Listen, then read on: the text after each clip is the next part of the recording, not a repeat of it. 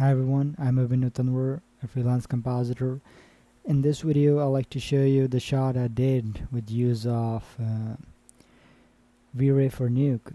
It's still in beta, but soon it will be out, so it's pretty much exclusive tutorial. Okay, so this is the shot I did, so let's play. Okay, so in this shot I comped this architectural building here and some trees and some plants and grasses.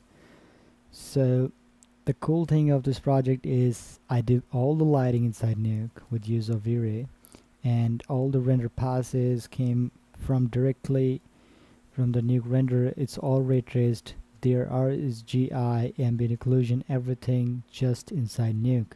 It's amazing because you don't need to go back to the 3D department on the 3D lighting side and do lighting tweaks and come back to the compositing software and do your comps. It's all here. Okay, so I like to start with the plate.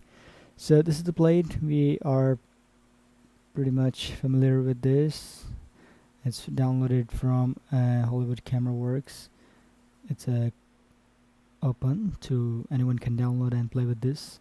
And what I did, it's a straightforward traditional compositing. I just removed some sticks and things like that, and this is the clean plate to work on. So thing is, we need to replace this building, and the challenge is we have to use everything inside Nuke. It's not a challenge now anymore because now we have a V-Ray.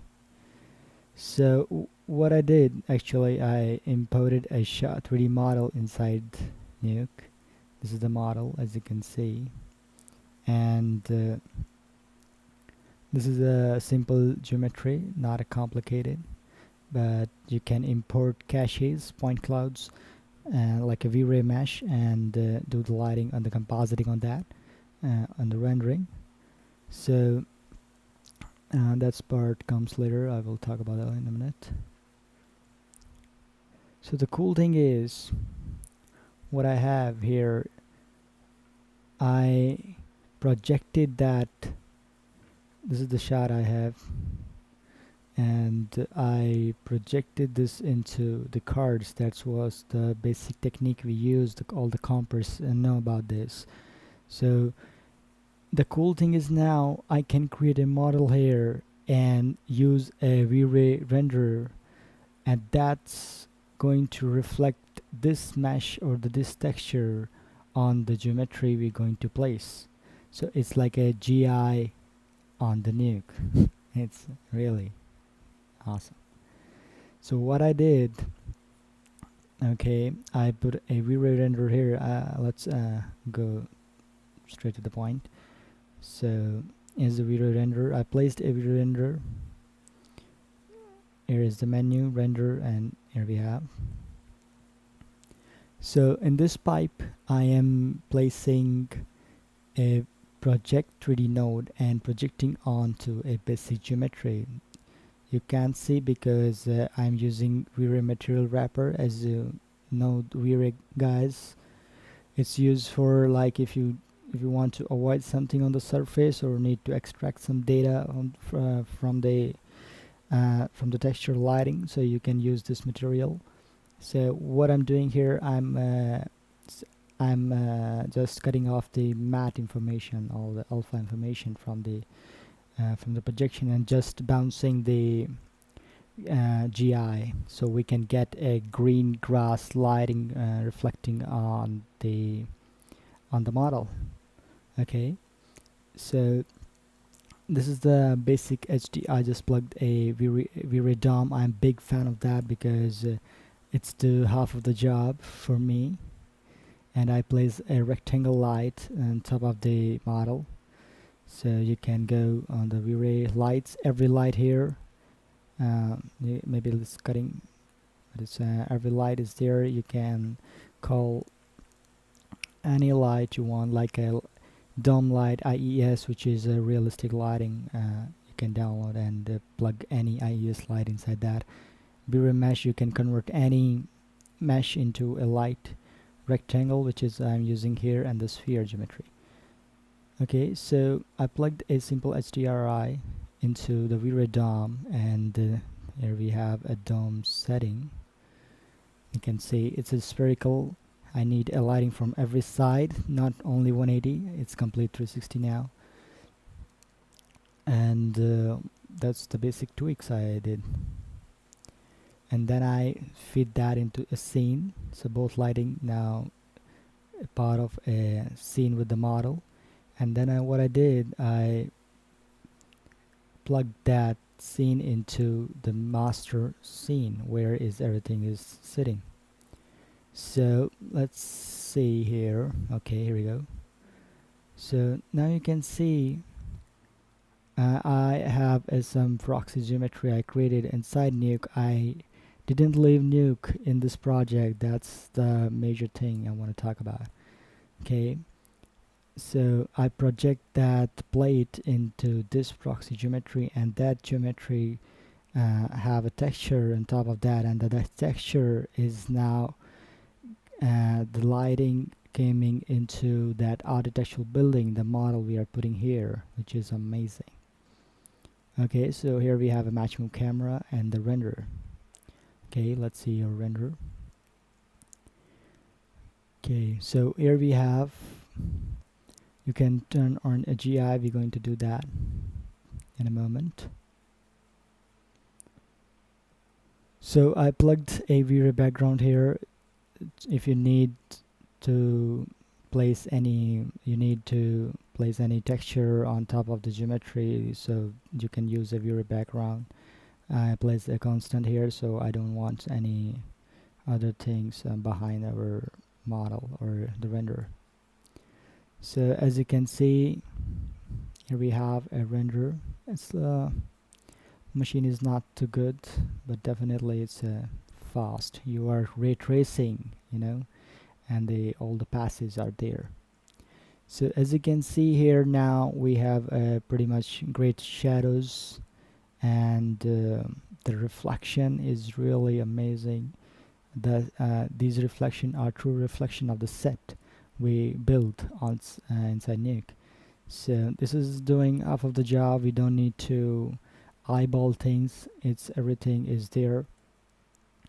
And what I did here, I created a V-Ray elements. This is the powerful thing the V-Ray have all the time inside the V-Ray renderer, which is separating out all the passes and then comp into that beauty pass, and you have a complete control of the lighting and the compositing.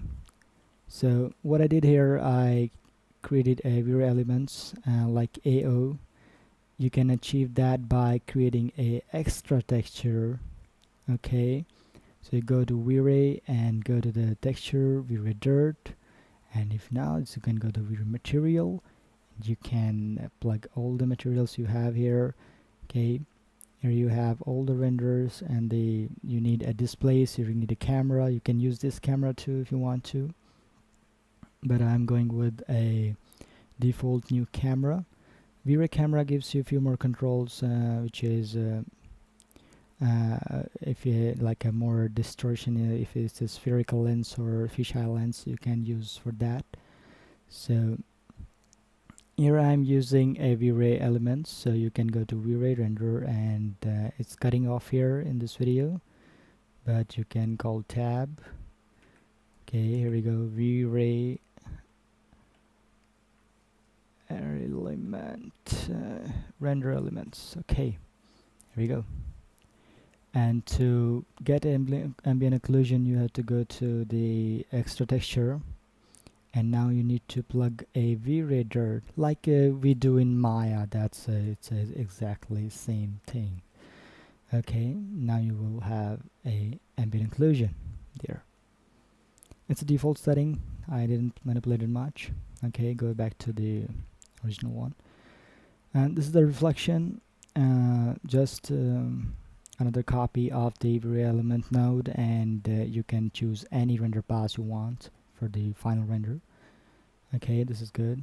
So I plug all these elements into a single scene, and that scene fed into another scene, and that scene was rendered with the V-Ray renderer again, and I render out a EXR sequence of the shot. Okay, so now we are rendering, and here we have a EXR file rendered via a V-Ray renderer. Okay, so the cool thing is, I like to show you all the passes are there.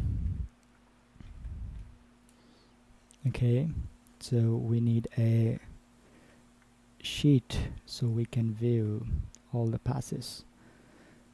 I render a few passes, not a lot. You can render the passes, how much passes you need. You can render out the point position, selected lights, anything you want. It's all there all the time. And we are still in the comp, so we need to, like, if your director or someone come to you and say, okay, the shadows are not in right angle, just manipulate a little bit on that side, or you can easily do that. Just move your HDRI, and you can move that axis around that, move the lighting around. It's pretty simple.